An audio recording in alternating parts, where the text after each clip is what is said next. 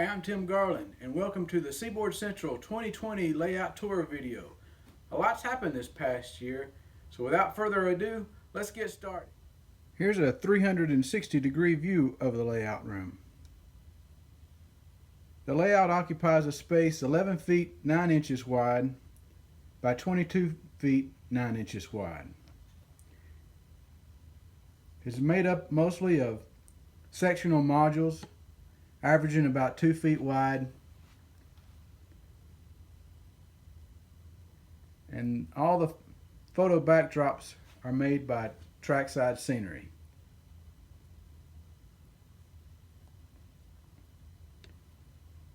Track on the layout consists of micro engineering code 83, both flex track and turnouts.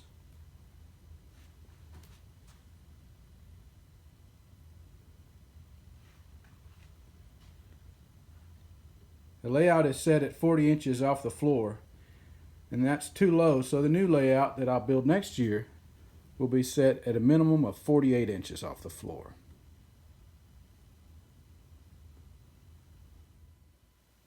The latest project I've been doing this year has been this peninsula build, and I've used a different construction technique to construct these 2 foot by 4 foot sectional modules. There's 4. They're each 16 feet long. The entire peninsula is built with 3/4 inch birch plywood, and I found this a joy to work with. Not only is it cheaper to rip up 4 foot by 8 foot sheets of birch plywood than dimensional lumber, it makes the math work out a lot easier when you're constructing the layout. Here's a rare scene you don't see in many layouts, the underside of it. And this shows how the benchwork is connected, how the legs are connected, and how I jump the wiring from each module using these terminal strips.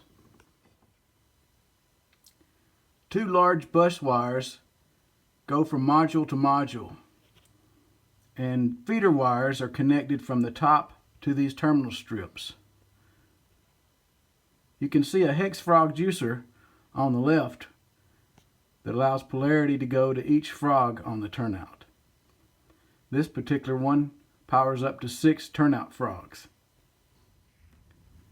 There's a short 3-inch section of track that spans each section, so this will make it easy when I disassemble these modules in the move later next year.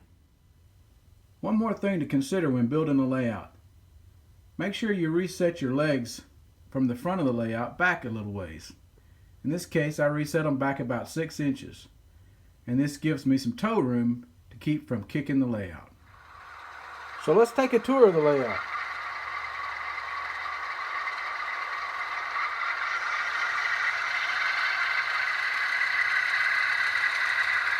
We'll follow this Norfolk Southern train around the layout.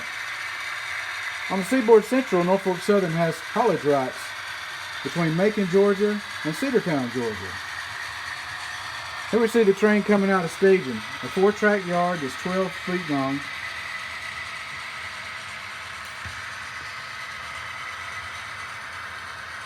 This swampy section is one of the first scenery sections I did on the layout. And I changed the backside of it up some.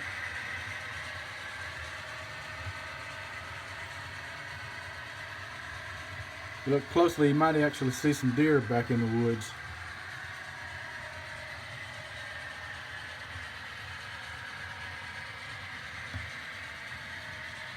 A lot of these trees are JTT trees.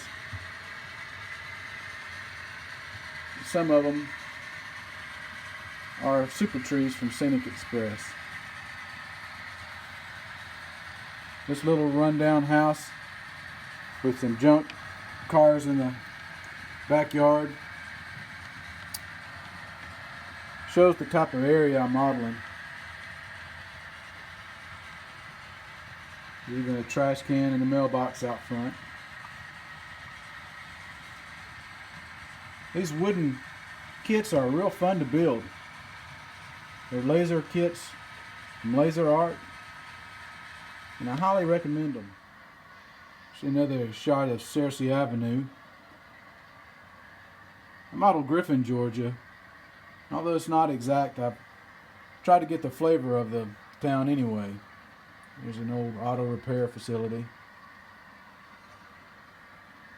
And Solomon Street as it goes across the tracks.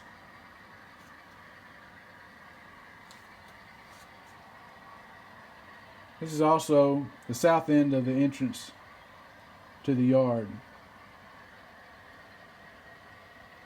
The track on the back, next to the backdrop, is the North Yard lead, and it goes around to North Yard. This first industry we come to is Blaze Metals and Recycling, and they'll normally get 2 cars to load out.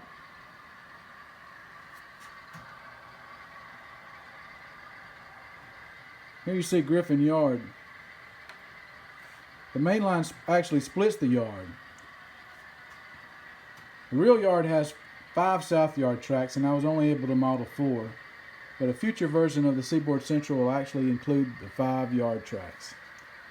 And on the other side is 3 tracks for North Yard.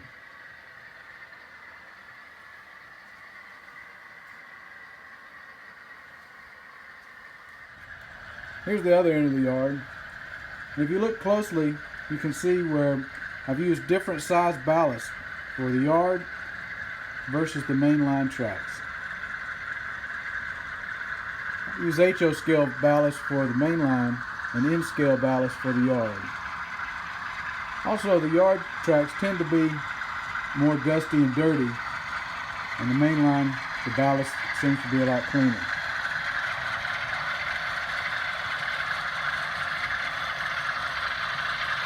You see the train going by the yard office, and that parking lot's seen better days. Kind of reminds me of the parking lot at Chambly where I work. In the background is AEP Industries, and they have a tank car spot and 4 plastic pellet car spots.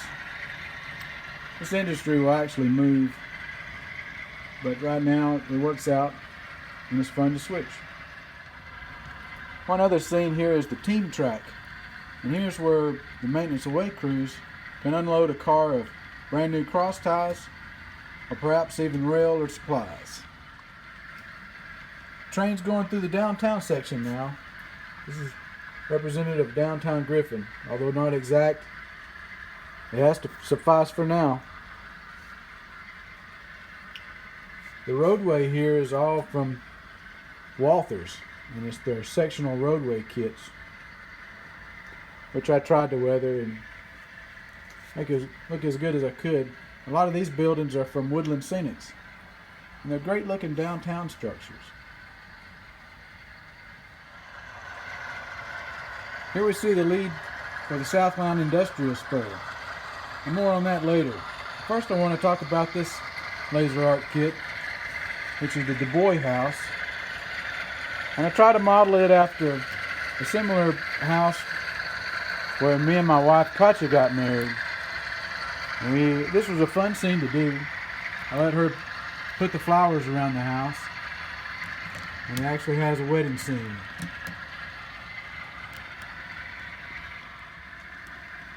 On the lift out, I've included this old depot, which has been converted into a restaurant.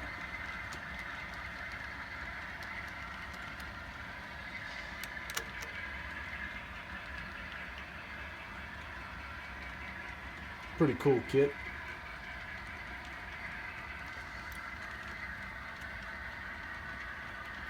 In the background you can see some Sterling model pine trees. And man, I wish they were still in business because they are beautiful pine trees. Here you see an old Seaboard Central caboose. It's now used in maintenance away service. And some old maintenance away cars stored back here on this storage track. Track in the background is called a runaround, and it gives me another place to store trains for the layout. Here we see one of the original Seaboard Central units, number 1990, and it had been renumbered from 170. This unit is now in storage on the deadline and just used for spare parts. And it's been kept for sentimental reasons to show the beginnings of the Seaboard Central that I started way back when I was a young 20-year-old boy. Here we see the train going by the shop scene. These Seaboard Central shops will actually move to Macon on the future version of the Seaboard Central, where I'll have a big classification yard.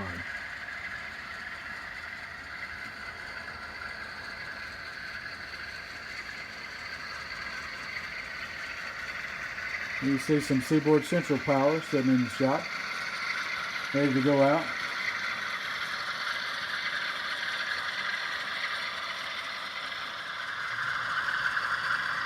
And here's Kinder Morgan ethanol facility, where they unload ethanol tanks.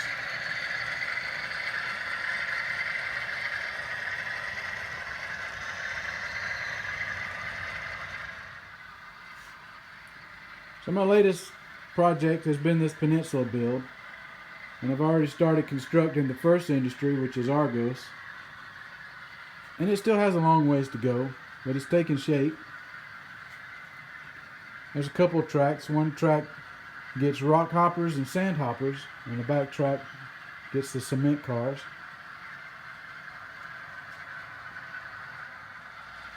The next industry will have a large warehouse with one track inside the building and one track outside the building. The track on the inside will get box cars, and the track on the outside will get covered hoppers. And it'll be an industry that makes acoustic tiles. And here's the switch going into the other industry, which is called Univar, and it'll have 6 tank car spots and unload various liquid products, including chemicals and non-hazmat cars as well. The 2 tracks you see curving around will eventually go to a future staging yard on the new layout. I hope you enjoyed this layout tour video of the Seaboard Central. And to all of my subscribers, I'd like to give a special thank you. And if you're not a subscriber, I invite you to join.